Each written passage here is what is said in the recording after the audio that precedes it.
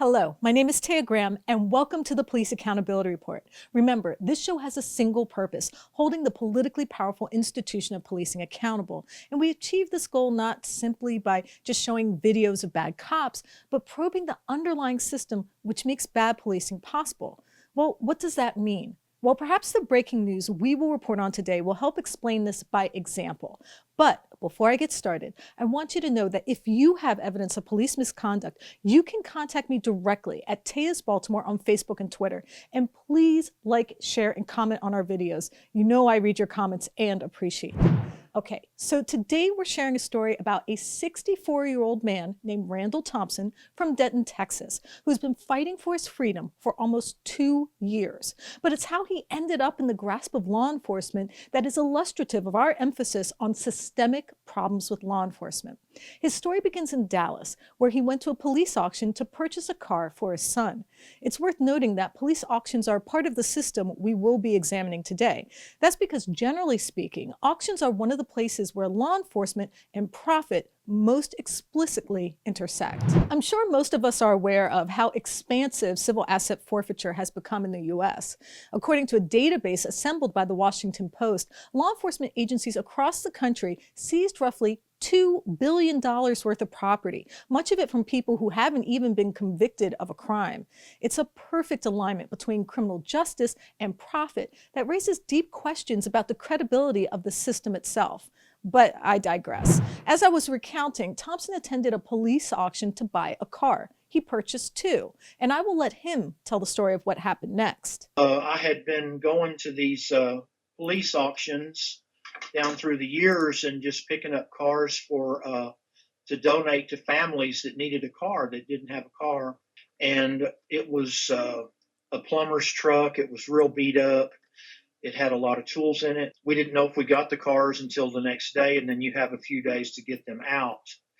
And then there's a storage facility across the street from the Dallas Police impound where you can store the vehicles. So shortly after purchasing the car, Randal noticed something odd. There were some leftover items, namely drugs, sitting in the front seat, which he disposed of. At that point, we were digging through the truck, and we found, paraphernalia laying in the seat, some digital scales, and torn open baggies and broken crack pipes. So we realized it was possibly a drug seized vehicle. So we went to extremely thorough cleaning to clean this truck out before we even attempted to try to bring it home. Finally, he began the drive home. Everything was going smoothly until he encountered police in a small town called Crossroads. Here he is again with how and why he was stopped. There's extremely high levels of police contact, 5 or 10 police cars, working the highway.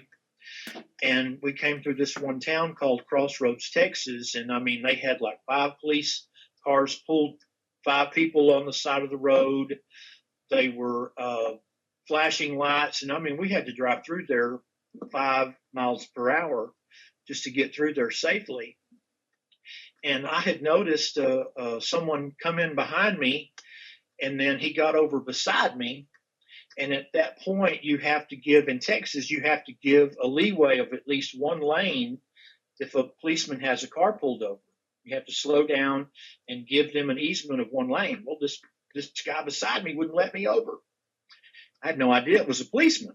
And he was keeping me from getting over into the lane to give an easement for the 5 police cars that had 5 victims on the side of the highway pulled over. So I just slowed down to a stop and let him go on by and was able to give the lane access. Well, then this guy come right in behind me, turned on his lights, and next thing you know, I'm pulled over. He wanted to look through the truck, and he got me out of the vehicle. He said that it looks like the truck has been stolen. I had all my receipts from buying it from the Dallas Police impound just a couple of weeks before. And by this time, I've got 5 policemen around me, and they're all got their hands on their guns, and they're like, well, we got you now. We got you. This sort of trickery that they use to try to get you to confess to something. And like him saying the truck was stolen. The truck is not stolen. I have the receipts right here. But he asked me, can I search your vehicle? And as a gullible person that trusts the police, I said, well, sure, there's nothing in there. Go ahead. Well, he searched the vehicle, didn't find anything. I mean, I had a briefcase. He had that thing ripped all apart. Okay, now during this hour and a half to 2 hour traffic stop, he searches my vehicle 3 more times. He doesn't find anything. At the point where I'm like, are we being detained? My son is following me. He's over there across the street. His pregnant girlfriend is about to, she said, I need a pickle. So he said, well, Mr. Thompson, I'd like to look through your vehicle one more time, and we're going to let you go. Okay, that's great. Go ahead. So the 4th search, he reaches into my truck, and he runs out of there, and he grabs my phone and throws it on the ground, and he swings me around, and he's arresting me, and he's got the gear shifter knob off of the truck in his hands. My son told me, he said, it looked like he pulled something out of his pocket and threw down there. How do you prove that? We trust the police. How do you prove that he planted, he wanted me in jail so badly that he planted this drugs in my truck? But in the police report, and I think I've sent you a copy, he was able to take that gear shifter knob apart, and it had a stash in there. And they won't tell me what they found. But bear in mind, Thompson had the receipt from the auction in hand, which we're showing you right now. And despite the fact that he had waited several weeks to claim the car while processing the paperwork, the vehicle had been in police custody the entire time with the drugs in it, according to this paperwork. That this policeman, in his mindset, he had every intention of to justify his job in this small town in Denton County, to justify those 30 or 40 policemen that they have on their police force. They have to keep the jails full. They have to find victims. They have to get someone frustrated, and then they say, no, I'm not going to do that, and then they arrest you for no reason. Still, Randal found himself in jail, and this is where his story and the aforementioned theme of the monetization of law enforcement meet. Because as the facts seem to suggest, Randal's legal problems have all led to one overarching theme. Besides having to make bail and losing time from work, Randal also had to hire a lawyer, an attorney to whom he paid $2,000, but who recently decided to no longer represent Randal and drop the case. And I'm hoping that I'm not going too far with this, but it's just so disturbing for me. This was almost 2 years ago. I'm tethered to the courts. I have a book signing that I'm supposed to be doing right now on a nationwide book signing for Barnes & Noble, and I can't leave the county.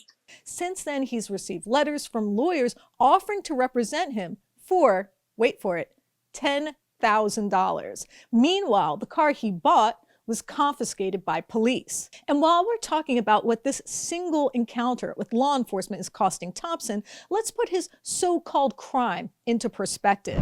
The apparent crime against the community that has now engulfed his life, cost him court time, and even enlisted a grand jury to indict him. It's something I want to focus on that is often overlooked: the disconnect between the consequences of enforcing the law versus the pain it inflicts on the people charged with breaking it. Who exactly is the victim here? How is public safety being served? And how does the community benefit from this protracted legal process based upon a single car stop? Unfortunately, this is not his first encounter with the law. As Mr. Thompson told us in his interview, he spent 5 years in jail after refusing to plead guilty to charges of possession of unlawful weapons. The experience prompted him to write this book, Meth, Heroin, and Death, in which he discusses how he was unfairly treated by a criminal justice system more interested in monetizing criminality instead of promoting public safety or rehabilitation. But the point that is more important is that he finds himself entangled again in the same system, a story that we have encountered all too often on this show. Law enforcement where it appears no laws are needed, a punishment that seems priced to inflict physical pain and not mediate justice. To understand how all these moving parts work, or don't, together, I'm joined by my reporting partner, Stephen Janis. Stephen, thank you so much for joining me. Tay, thanks for having me. I appreciate it. Stephen, you've been reviewing the paperwork. What have you discovered? Well, Tay, I've reviewed the paperwork, and he does have a receipt for purchasing this car at auction. So he had purchased a car at auction and taken possession of it shortly after that, and he was arrested, pretty much directly after he took possession of the car. So the paperwork backs up his story and raises question as to why this arrest occurred at all. Has there been any comment from either the prosecutor or police? We did speak to the Denton County Prosecutor's Office. We gave them the charging information. They declined to comment. They did confirm that they're going forward with prosecuting this case. So certainly Mr. Thompson faces some serious charges in court. Really, it's just one charge of felony possession, but it's still a felony, which is extremely serious. But the prosecutor would not make a comment on the case or why they're continuing to prosecute it, because I asked them, why are you prosecuting this case given the evidence? And they would not comment. How much do you think this type of arrest is tied to the concept we've talked about before on this show, hegemonic policing? I mean, I really do think this is a perfect example of hegemonic policing. I mean, a guy buys a car at an auction and they arrest him for something in a gear shaft. It really is something where police are just projecting power or trying to monetize the criminal justice system. As we can see from what Mr. Thompson has told us, he's got lawyers trying to charge him. He's facing $987 in court costs alone. So it's really just monetization, which is really an expression of hegemonic policing. The two go hand in hand, and this is a perfect case of it. Of course, whenever we report on law enforcement in Texas, we always like to turn to our resident expert there, Otto the Watchdog, for context. Otto has been fighting his own protracted battle with police after he was arrested for holding a series of signs that some motorists found offensive. His arrest shown here has led to a long series of court appearances and continued pressure from prosecutors, which has taken a toll on him and his family as well. Otto, thank you so much for joining us. First, I just want to get your impressions of Randal's case. What do you think? The stories are all the same, right? The facts might change a little bit, but it's still the same. People feel like they were falsely accused. They suffer all the punishment before they go to trial. It takes a long ass time to get to trial, and then by the time they're done with trial, the damage has already been done. He described basically a wall of police. How common are these types of traffic dragnets in Texas, especially in the suburbs and rural areas? That's pretty common. They often do traffic. I don't know if they call them stings or ambushes or what they call them, but they often set up and have multiple units running traffic in the same location. So that's pretty common. Now, he implied that at the heart of this case is the idea of monetizing law enforcement. Now, you had talked with Stephen about how you wished you could start a business that forced customers to buy from you. How much is monetization influencing these types of car stops? So when you get arrested, there's tons of fees. I don't know what happened to his car, but oftentimes your car goes right back to the impound. Presumably he just bought it, right? So you buy a car from the impound. You're driving away, the police pull you over. Even if you were breaking the law, you get pulled over and you just bought this car, and then they search it and find drugs, and now you have to fight all that, right? Most people are not going to fight it because they either don't know how or can't afford it. To hire an attorney for a misdemeanor case like this is usually double or three times what the cost of the ticket would have been. So if you pay $750 for an attorney on a $200 ticket, it's not very financially sound. They know this. Most people can't afford it, so they just let it happen. And this guy, this isn't an unusual thing. So when people get pulled over and lose their car, they can't get to work. It's not just the fees associated with court. It's the real life impact that happens right now. And it's not supposed to be that way. You're supposed to be proven guilty before you get punished. Otto, do you have an update on your case on your arrest for holding a sign on a public street corner? There is no update. We're just with COVID, everything's being slowed down apparently, but it's really weird because some courts are moving forward. I don't understand how if COVID is shutting things down and everybody's working from home, we should still be able to get something done. Right. But cases are backing up across the country. And I think that eventually they're going to have to start letting people go on this shit, or we're going to be, waiting 5 years for traffic court, unless you plead guilty, of course. Now, as we've discussed before on this show, any conversation on why and how we police is confronted with rhetoric that is unique to the institution itself. That is what we like to call the for us or against us coalition that, as we pointed out last week, has completely mischaracterized the movement to question police funding into an all or nothing proposition. But I think the case of Randal Thompson warrants us to take a closer look at how the process, which is currently affecting a single individual, is actually part of a broader growth of the type of policing that leads to questionable cases like this. As Stephen discussed, we call this hegemonic policing, the idea that law enforcement dedicates an increasingly greater share of resources to demonstrate its power rather than improving public safety. That instead of solving burglaries or homicides, police make random car stops to find more customers for their ever-growing business of criminal engagement. Of course, the war on drugs and its dependence on so-called proximity crimes, as Stephen mentioned, is perfectly suited for this type of law enforcement. As Randal pointed out, despite having a receipt from a police auction and a fairly plausible explanation of how the drugs had nothing to do with him, intent and circumstance didn't matter. The so-called "these aren't my drugs" line that is often treated with derision by police could certainly apply here. But of course, imagine the power and the ability to imbue the possession of an object with the full spectrum of criminal intent. Imagine the sense of agency that comes with deeming a person in proximity to a chemical or plant, and how that becomes an excuse to subject them to imprisonment, fines, legal fees, bail, and condemnation. And imagine if these simple designations and the ensuing legal process could be used to fund and justify your pension, employment perks, generous overtime, and even hero worship from an overeager mainstream media.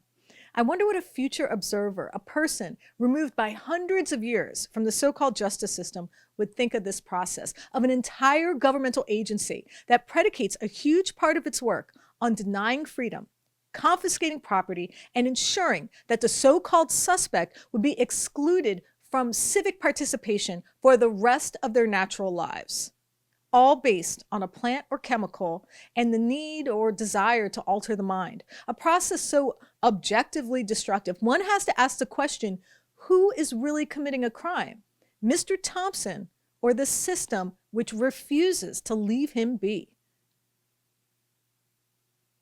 I would like to thank my guest, Mr. Randal Thompson, for taking the time to speak with us today. Thank you. And I would also like to thank Otto the Watchdog, who brought this case to our attention. Thank you, Otto. Hey, thanks, guys. I'll see you next time. And of course, I have to thank intrepid journalist Stephen Janis for his writing, research, and editing on this piece. Thank you, Stephen. Tay, thanks so much for having me. I appreciate it. And of course, I have to thank friend of the show, Noli D. Thanks, Noli.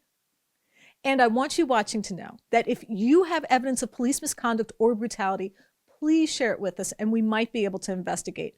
Please reach out to us. You can email us tips privately at par@therealnews.com and share your evidence of police misconduct. You can also message us at Police Accountability Report on Facebook or Instagram, or at Eyes on Police on Twitter. And of course, you can message me directly at Taya's Baltimore on Twitter or Facebook. And please like and comment and share. I do read your comments and appreciate them, and they really do help. My name is Taya Graham, and I am your host of the Police Accountability Report. Please be safe out there.